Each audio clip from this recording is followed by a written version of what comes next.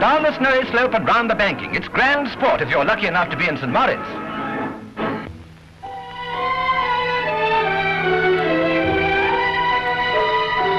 The scene of one of the most pitiful tragedies ever recorded.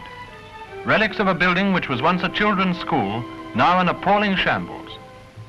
Gas, drawn from the neighboring oil wells, lit and warmed the school, where classrooms were filled with healthy young life. The gas leaked, permeated a basement which in effect became a gigantic bomb. A spark from an electric switch ignited the vapor, and the bomb burst during school hours.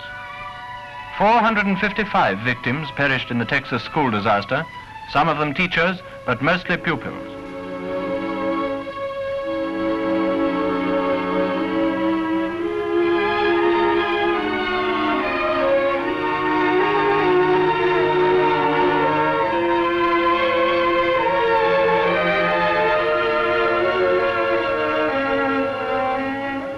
As a graphic demonstration of the force of the explosion, here is a block of concrete hurled into a car.